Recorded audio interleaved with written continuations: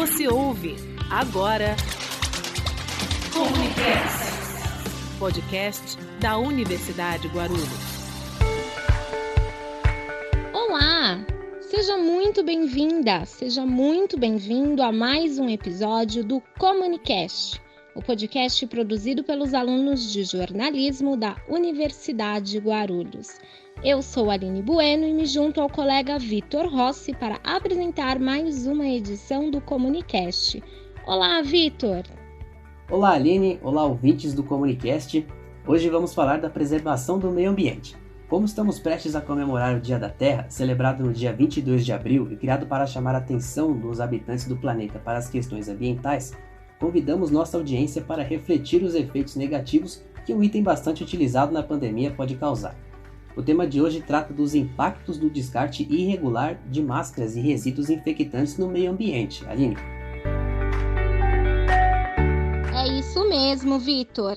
As máscaras são fortes aliadas na proteção contra o coronavírus, mas segundo alguns especialistas, podem se tornar uma grande ameaça para a saúde do meio ambiente. Para contribuir com o conteúdo desse episódio do Comunicast, convidamos experts que vão dar base à discussão a partir da abordagem dos riscos do descarte irregular e das soluções para diminuir os efeitos dessas ações na natureza.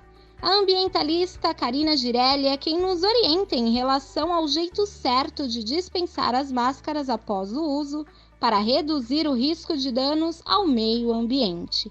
A diretora administrativa do Hospital Anjo Gabriel, Carolina Paes, resume qual é o caminho da máscara do uso até o descarte e a responsabilidade do centro clínico com os resíduos hospitalares. O especialista em resíduo de serviço de saúde, Odair Segantini, explica o que acontece depois do material ser coletado e tratado, para garantir que o rejeito infectante não vai oferecer nenhum risco à sociedade.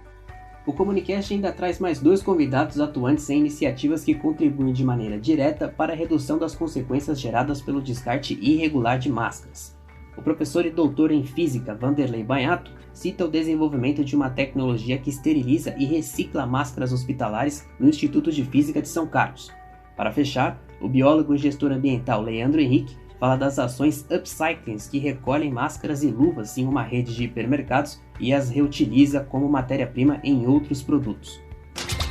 Comunicast, podcast da Universidade Guarulhos.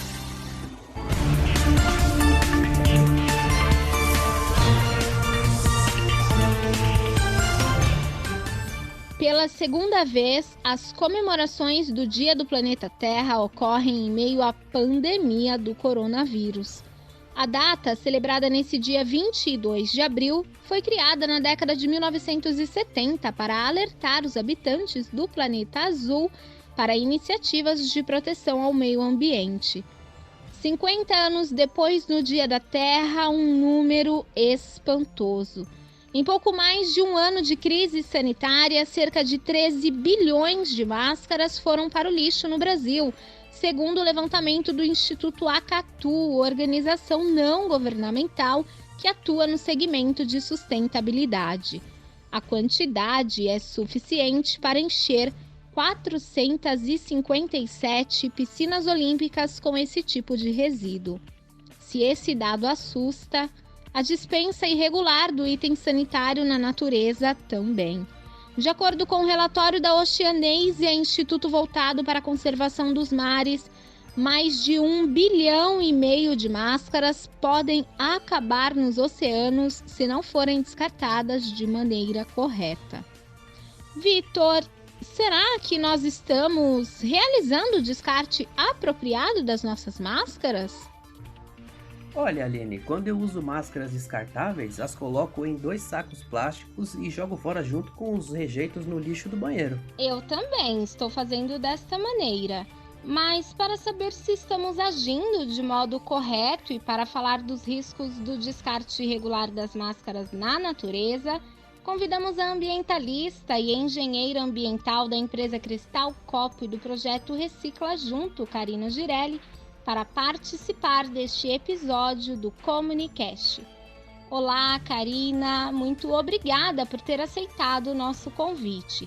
A princípio, Vitor e eu passamos no teste, mas por favor, nos diga qual é o procedimento correto para descarte das máscaras. Olá, Aline, tudo bem? Cumprimento também todos os ouvintes. Hoje uma dica nossa, né, que fica que o melhor método de descarte das máscaras em casa é colocar no rejeito, né, ou seja, colocar aí as máscaras no lixo do banheiro, né, de preferência que esse lixo tenha tampa, né, para evitar então aí contato com outras pessoas e principalmente com quem vai manipular esse material, né, esse lixo, né, com a retirada dos sacos do lixo. Então, esse material ele deve ser encaminhado ao aterro sanitário, né?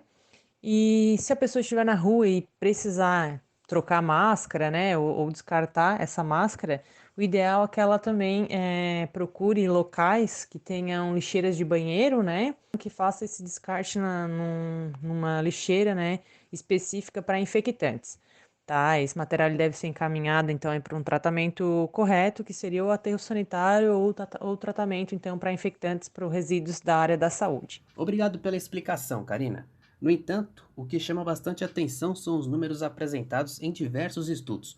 Como citamos na abertura, a Oceanesia estima que mais de 1,5 bilhão de máscaras podem acabar nos oceanos se não forem descartadas de maneira correta.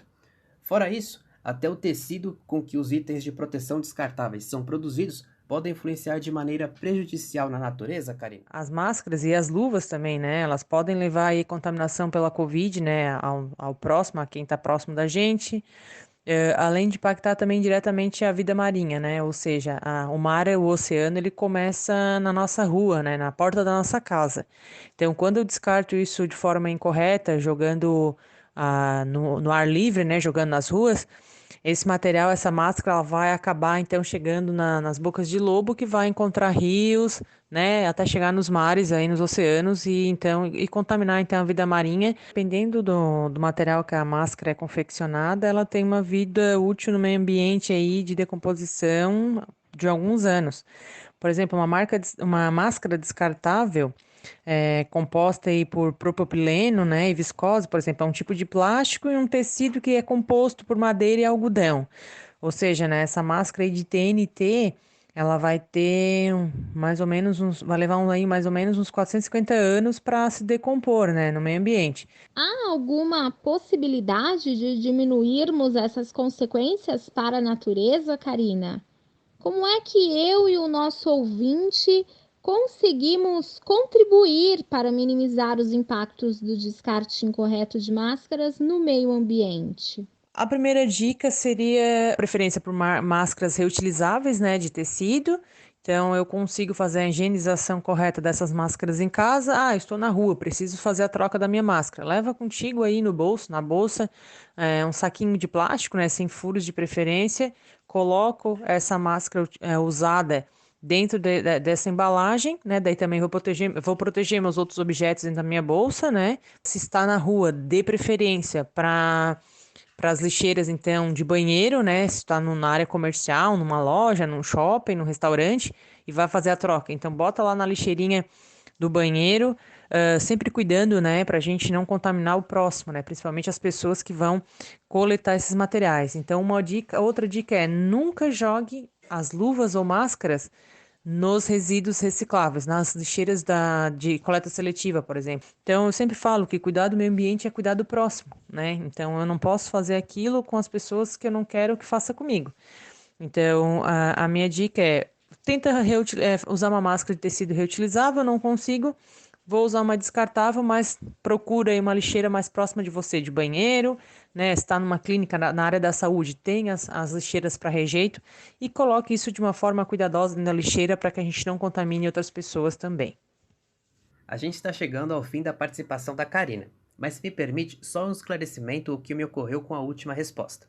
A atenção deve ser então dobrada para não contaminarmos, por exemplo, trabalhadores que atuam na coleta de lixo ou na limpeza urbana em geral e, em virtude do trabalho, podem ter contato com esse lixo infectante? Sim, porque eles estão ali manipulando esses materiais, né? Por exemplo, se eu jogo um material contaminado na coleta seletiva, na lixeira do resíduo reciclável, por exemplo.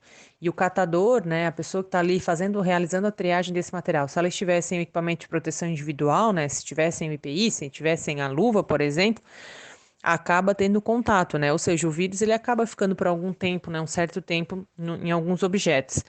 Então, eu acabo contaminando essa pessoa mesmo pelo Covid ou por uma outra doença também, por algum outro vetor também, né? Então, para que isso não ocorra, a gente aproveita e reforça a questão que a gente deve sempre descartar corretamente os resíduos, né? Assim, de forma segura, se eu colocar nas lixeiras corretas, eu vou estar evitando aí de estar contaminando, né, o meu próximo e cuidando do meio ambiente. Muito obrigada mais uma vez por ter atendido ao nosso convite, Karina, e até uma próxima. Gostaria, né, de aproveitar esse espaço novamente, agradecer o convite. A gente está à disposição para qualquer dúvida aí, a gente está à disposição para ajudar vocês. Podcast da Universidade Guarulhos.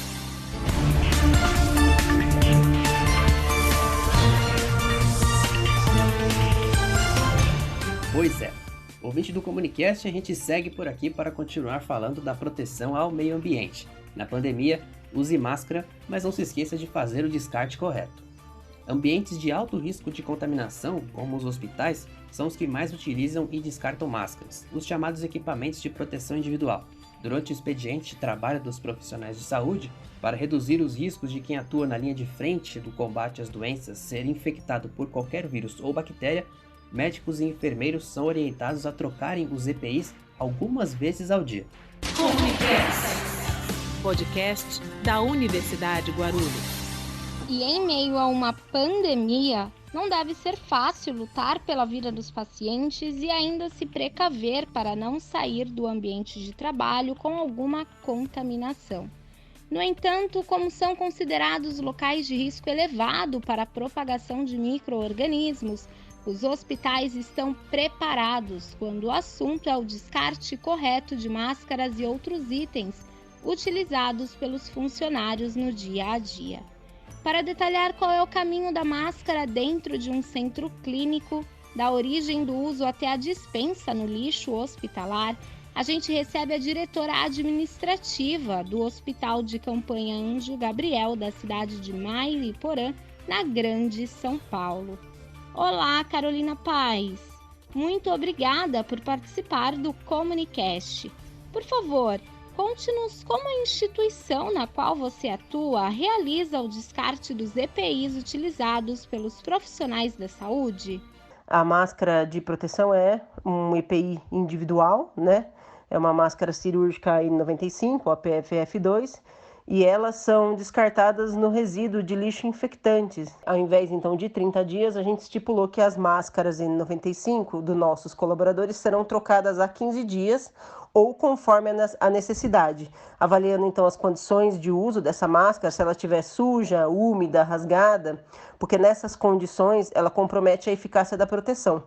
Então, o colaborador, a cada 15 dias, se dirige à nossa farmácia, mostra para nós que realmente houve, então, a máscara dele, que já não tem mais serventia, está em posse dele, para que a gente tenha, então, a segurança que esse descarte vai ser feito lá dentro da nossa unidade, num ambiente para resíduo infectante, e com isso a gente garante não só a proteção do nosso colaborador quando fornecemos a ele uma máscara nova, mas também a proteção geral, né, da sociedade como um todo. Carolina, você citou o cumprimento das normas em menos tempo do que o recomendado, até para aumentar o nível de segurança no ambiente hospitalar.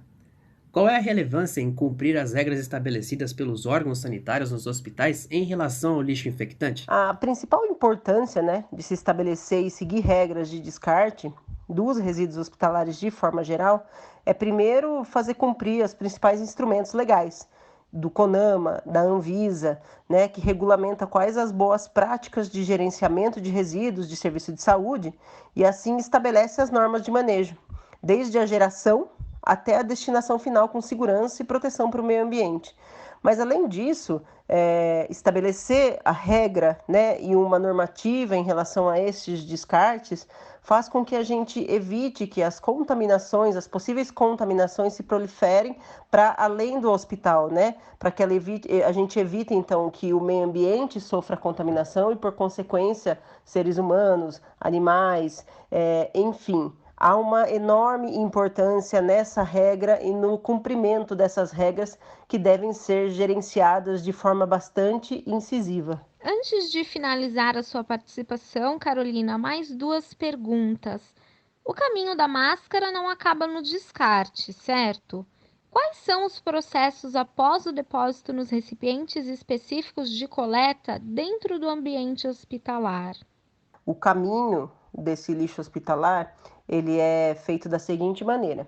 Eles são recolhidos dentro do interior do hospital, com carros próprios para isso, né, EPIs próprios nos nossos colaboradores para a retirada desses lixos infectantes, e são armazenados em um lugar próprio e específico até para que aguarde a empresa que vem fazer a retirada. A periodicidade da coleta do resíduo hospitalar se dá em 3 vezes por semana. A empresa, então, nos contacta, ela tem 3 dias que são já estipulados, terça, quarta e sexta, e eles vêm então com um caminhão próprio, fazem a pesagem desse material e então transportam ele até o local onde ele vai sofrer toda aquele manejo a fim de que ele seja então incinerado e evite a infecção, que toda a contaminação existente naquele material se prolifere para lugares que não devem ser proliferados, né? Essa foi Carolina Paes, diretora administrativa do Hospital Anjo Gabriel, da cidade de Mariporã. Muito obrigado pela participação, Carolina. Podcast da Universidade Guarulhos.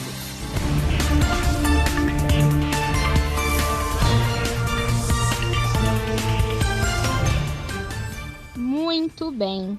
Na sequência do Comunicast, você vai saber como o lixo hospitalar é recolhido e tratado. Aliás, logo no começo da pandemia, este foi mais um dos fatores que chegou a gerar preocupação com o levantamento da Associação Brasileira de Empresas de Limpeza Pública e Resíduos Especiais. Em junho do ano passado, cada paciente internado com Covid-19 gerava 7,5 kg de lixo hospitalar, o que fez o índice de produção de resíduos infectantes aumentar em 20% em relação aos 3 meses anteriores. E já que nós passamos pela parte interna de um hospital na participação da Carolina, agora o consultor técnico comercial da empresa Silcom Ambiental, Odair Segantini, é nosso entrevistado no Comunicast. Ele vai relatar qual o papel da empresa coletora de lixo hospitalar no tratamento desses resíduos, para que não haja contaminação fora dos hospitais e para que os rejeitos infectantes, como as máscaras, também não poluam o meio ambiente. Olá, Odair. Muito obrigado pela participação neste episódio do Comunicast. A engrenagem da coleta de lixo hospitalar só funciona de maneira correta se cada um dos envolvidos na trama, como hospitais, funcionários e as empresas que recolhem o material, estiverem em plena sintonia. Como é o procedimento realizado após o descarte e a coleta? Existem diversas tecnologias para esse tratamento, levando em conta o tipo de risco e a técnica legalmente adequada. As mais conhecidas são a incineração e a esterilização. A esterilização se dá por autoclave ou micro-ondas. E hoje a mais recente tecnologia para esse tratamento se chama UPAC e ela oferece mais sustentabilidade ao processo. Além dos resíduos dos serviços de saúde estarem regulamentados por normativas como as resoluções do CONAMA, da Anvisa, pelas normas ABNT, entre outras, quais são as exigências das empresas coletoras de lixo hospitalar na origem dos resíduos, Odair? Os cuidados devem ter início já no próprio gerador, que são os hospitais, clínicas, que devem ser muito rigorosos na segregação e no correto acondicionamento destes resíduos. Por exemplo, que micro-organismos transmissores de doenças infecciosas sejam dispersos no meio ambiente, colocando em risco a saúde pública e o equilíbrio do meio ambiente. Odair, há alguma diferença com a coleta de lixo hospitalar em meio a uma situação de pandemia? Existe algo com que a população deva se preocupar com a possibilidade de contaminação relacionada aos resíduos de ambientes hospitalares? A sociedade paulista, a sociedade brasileira está preparada para atender essa demanda. Palavras importantes e esclarecedoras do consultor técnico comercial da empresa Silcom Ambiental, Odair Segantini. Ficamos agradecidos por contribuir conosco, Odair. Você ouve agora Comunicast, podcast da Universidade Guarulhos.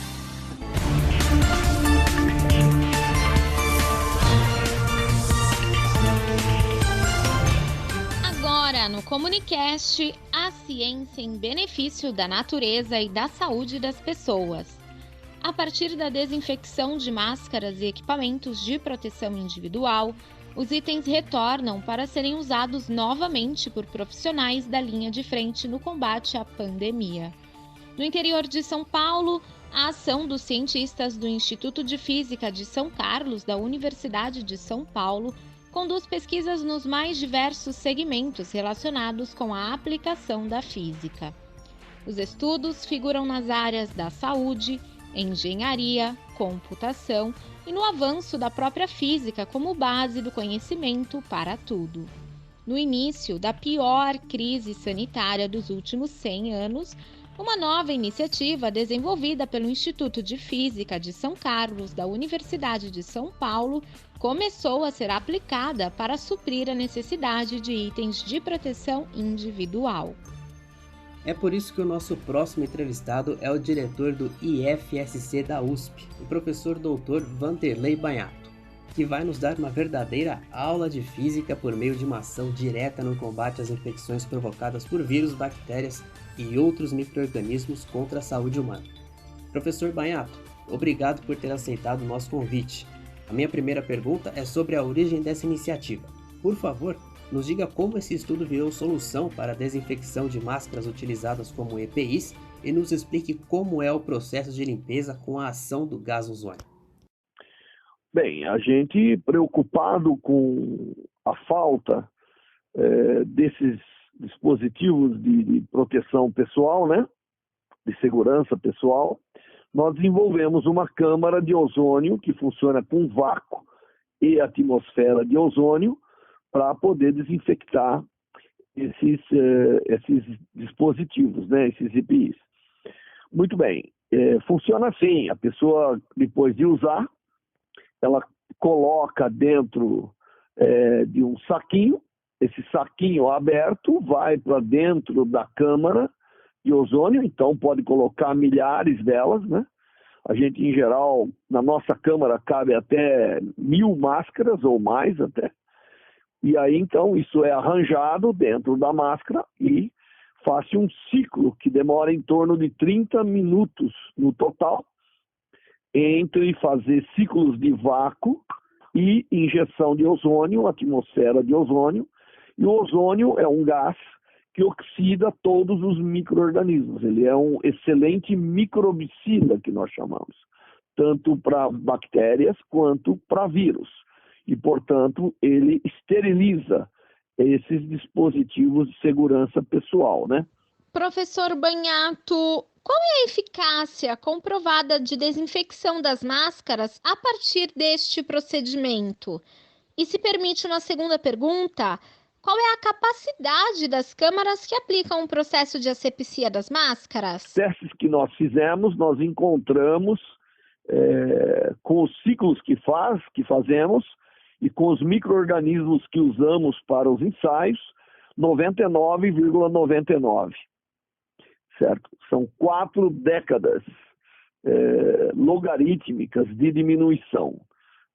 Foi isso que foi observado nos experimentos que nós fizemos. Nós fizemos vários ciclos, e aí essas máscaras convencionais, né? Essas máscaras que são chamadas de máscaras um pouco mais profissionais, né, que são utilizadas, nós pudemos fazer até 10 ciclos sem que elas perdessem a sua propriedade. São números muito relevantes, professor Banhato. qual é o papel do gás ozônio na desinfecção dos materiais contaminados por vírus e bactérias? Esse ozônio, ele reage com outras moléculas que estão no ar e ele deixa de ser o O3 e passa por um processo de reação, oxidando outras coisas que estão por ali.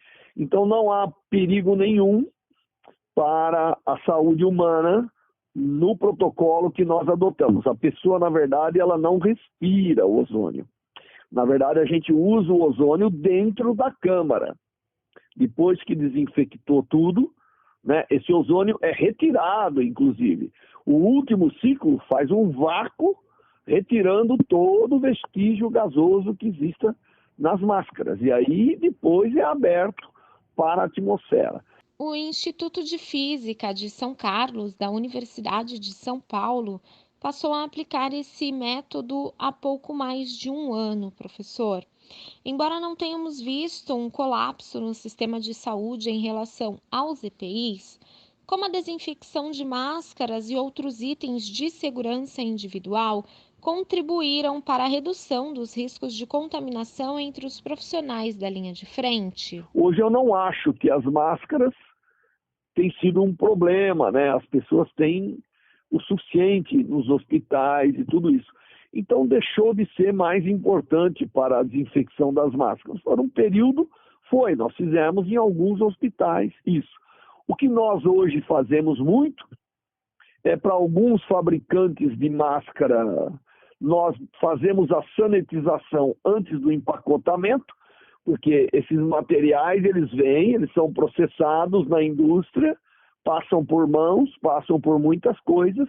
Então, algumas empresas nos procuram para que a gente sanitize, para que a gente desinfecte as máscaras novas antes de ser empacotada e selada para entrega aos usuários. Os nossos agradecimentos pela participação do diretor do Instituto de Física de São Carlos da Universidade de São Paulo, professor Dr. Vanderlei Banhac. Comunicast, podcast da Universidade Guarulhos.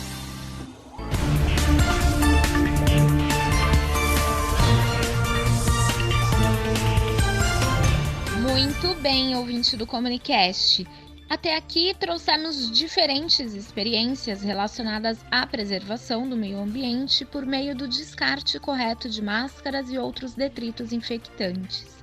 Além disso, conhecemos processos como o que permite a redução no volume de produção de lixo infectado a partir do processo de sanitização de EPIs por meio de uma câmara de gás ozônio. Agora vamos falar sobre projetos idealizados por quem acompanha os ciclos dos produtos e aplica métodos de reutilização dos materiais descartados. Assim, esses itens não viram lixo e podem continuar tendo utilidade enquanto durar o período de vida de diversos produtos. É para falar das ações de upcycling, que dá sequência aos ciclos vitais de produção, que o Comunicast conversa com o biólogo e sócio-administrador da empresa BR+10 Ambiental, Leandro Henrique. Antes de dar início ao papo, queremos agradecer pela disponibilidade e pela presença em nosso podcast. Por favor, Leandro, nos diga como surgiu a ideia de trabalhar para o desenvolvimento de projetos que coletam materiais propensos à contaminação para poder redirecionar o produto de maneira segura na composição de novas matérias-primas. Sou responsável pelo desenvolvimento dos trabalhos do nosso Comitê Permanente de Inovação e Empreendedorismo, que é o fórum de onde surgiu a ideia de desenvolver o projeto de upcycling de máscaras de proteção contra a Covid. Nas primeiras coletas, a gente destinou esses resíduos para um incinerador, né, que, embora não seja, do ponto de vista ambiental, a melhor prática possível, é a mais recomendada em função da periculosidade desse resíduo. E a gente considerou interessante que a gente não incinerasse mais, né? Se houvesse uma alternativa, que a gente tentasse, né, de alguma forma. O nosso foco nunca foi a valorização, tá? A gente não quer criar riqueza ou um valor muito significativo, mas o simples fato de você impedir que essa máscara, que esse EPI contamine outras pessoas e ainda assim evitar que ele seja simplesmente queimado, para a gente nos pareceu uma etapa intermediária bastante razoável. E então a gente chegou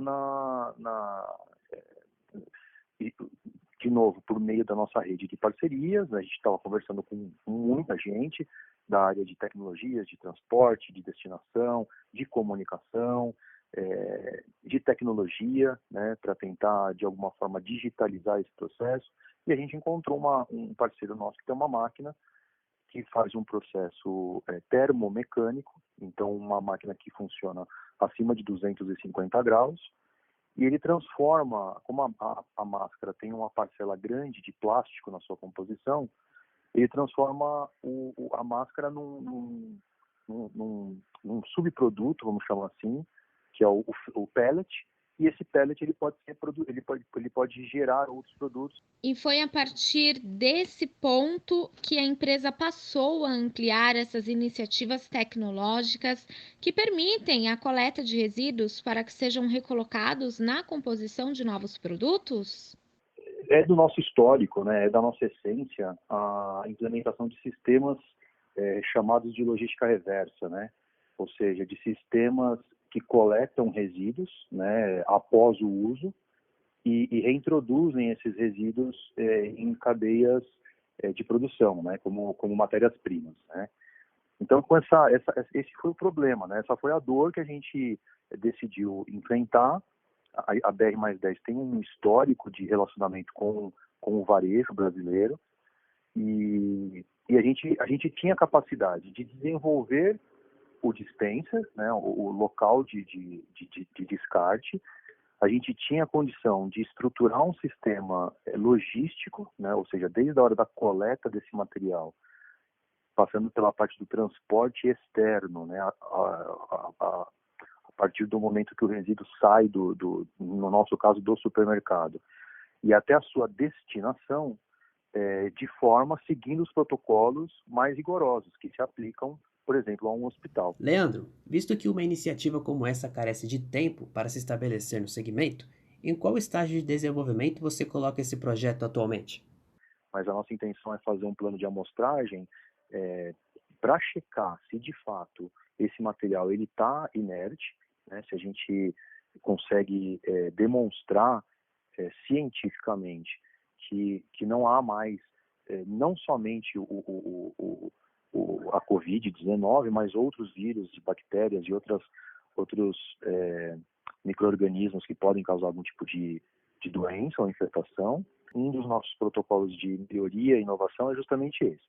A partir da lajota do nosso piso estar pronto, que a gente possa coletar amostras desse material e em laboratório, seguindo, né, os protocolos tanto de amostragem quanto de análises laboratoriais, que a gente possa comprovar que o equipamento é seguro. Uma vez a gente tendo essa comprovação, a gente pode começar a usar aquele pellet, né, aquele subproduto que eu comentei, fabricando outros tipos de plástico, né? A gente ouviu há pouco um relato do senhor Odair Segantini, que participou do Comunicast, e falou sobre os processos que o lixo hospitalar passa antes do destino final. Há alguma semelhança desse procedimento com o trabalho das empresas que desempenham upcycling, como a parceria que vocês realizam com a rede de hipermercados Carrefour, Leandro? Na verdade, Aline, não é necessário nenhum tipo de tratamento prévio, tá? Inclusive não é recomendável. Esse tipo de resíduo, quanto menos houver manipulação, melhor, né? Os dispensers, eles ficam em áreas de circulação comum, então não tem risco de contaminação do público que está ali. Ele é fechado, tem um acesso controlado, né, para que ninguém possa mexer ali ou abrir o compartimento, e é basicamente isso, tá? A contribuição do cidadão, do consumidor, do cliente Carrefour é basicamente essa. Outro mote da empresa em relação à descontaminação dos resíduos aponta para o trabalho das cooperativas de reciclagem parceiras. Quanto essas parcerias contribuem para a sequência dos projetos, Leandro? A sensibilidade, mas do ponto de vista estratégico, para a gente faz muito sentido, porque trabalhando preponderantemente com gestão de resíduos, um dos nossos públicos de interesse, né, um dos nossos stakeholders mais atuantes, são as cooperativas de reciclagem. Então, a gente conhece bem a realidade dessas cooperativas, né, o desafio que eles enfrentam, e a gente sabe que, justamente por estar sendo descartado em resíduo comum, muitas vezes essas máscaras acabam chegando às cooperativas, né? Então, para a gente ficar muito alinhado com o nosso propósito, com a nossa cultura, justamente nesse momento em que a gente sabe que o resultado do projeto reflete como um benefício para um público nosso, um público externo importantíssimo e fundamental. Leandro, pelo que eu estou entendendo, essas iniciativas não devem parar por aqui. Já devem haver alguns novos projetos em andamento? Eu vou citar uma segunda linha aqui de desenvolvimento que eu acho interessante também, que é a parte da inovação tecnológica. A gente já tem uma parte do código-fonte de um possível aplicativo desenhado, tá? De forma que, ao invés da pessoa, do cidadão, ou do cliente, ou do consumidor, ter que se dirigir até um local para fazer o descarte da máscara, que ele possa armazenar isso na sua própria residência. Isso não aumentaria o risco de contaminação, uma vez que esse resíduo já encontra-se na casa do cidadão. A gente ajudaria ele nos protocolos de controle para que isso fosse armazenado da melhor maneira possível. Você possa fazer a solicitação de uma coleta e a gente passa na sua casa, ao invés de você ter que levar esse material até um ponto de coleta. Leandro, o que nós aprendemos com esse tema, o que fica de tudo o que nós abordamos no episódio do nosso podcast, é a questão da importância da sustentabilidade, não somente nos dias de hoje, mas principalmente para o futuro. Eu pergunto, qual o futuro da sustentabilidade no cenário pós-pandemia? Mas eu acredito que no final do dia, o que a sustentabilidade, o que empresas como a nossa, que contribuem com essa questão, ou organizações não governamentais, ou a sociedade civil organizada mesmo, que espera mudanças nesse cenário, eu acho que o grande benefício que a gente pode tentar olhar aí é justamente nessa questão da velocidade de mudança. Eu acho que o tema ele tem uma proximidade muito grande com a questão ambiental, né? A gente está falando aí de um micro-organismo que acabou se beneficiando de um modo de vida nosso, né, atual e contemporâneo, e então a urgência do tema ela acaba ficando mais relevante. Se o tema é mais urgente para mais pessoas, a gente consegue forçar novas políticas públicas, a gente consegue desenvolver uma cadeia de negócios ambientais mais parruda, e aí tudo corrobora para que a gente ganhe velocidade na resposta a esses problemas que se somam aí exponencialmente. A gente agradece demais pela participação do biólogo e sócio-administrador da BR+10 Ambiental, Leandro Henrique. Muito obrigado, Leandro. Até uma próxima. Eu que agradeço o interesse de vocês, da faculdade, de vocês enquanto alunos aí de jornalismo no nosso projeto e na ajuda da divulgação. Isso para a gente é sensacional. Comunicast, podcast da Universidade Guarulhos. É importante lembrar que o Leandro Henrique deixou os endereços das lojas Carrefour, que disponibilizam os dispensers de máscaras, luvas e outros itens passíveis de serem recolhidos pela iniciativa da BR+10 Ambiental. São 4 unidades na capital paulista, Pinheiros, Butantã, Anália Franco e Pamplona, e outras 2 na região metropolitana, em São Caetano do Sul e Osasco. Os endereços completos você confere no nosso Instagram, @comune_cast.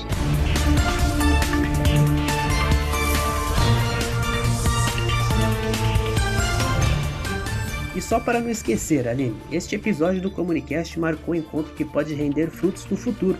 O Leandro Henrique utilizou o nosso programa para conhecer o trabalho do professor Dr. Vanderlei Banhato, Tomara que em breve tenhamos notícias e parcerias em benefícios da vida e do meio ambiente. Chegamos ao fim de mais um episódio do Comunicast, o podcast produzido pelos alunos de jornalismo da Universidade Guarulhos. Nós agradecemos a você pela audiência e aos nossos convidados por terem feito parte dessa edição do Comunicast. Foram eles a ambientalista Karina Girelli, a diretora do Hospital Anjo Gabriel, Carolina Paes, o especialista em resíduos de serviço de saúde, Odair Segantini, o professor e doutor em física, Vanderlei Banhato, além do biólogo e gestor ambiental, Leandro Henrique. O Comunicast teve produção, coordenação e roteiro de Alex Dinarte, edição de José Neto e Marcos Floriano, reportagens e apresentação de Aline Bueno e Vitor Rossi. Aos ouvintes, muito obrigada pela audiência. Até a próxima, Vitor. Tchau, Aline. Até a próxima. Você ouviu Comunicast, podcast da Universidade Guarulhos. Até o próximo episódio.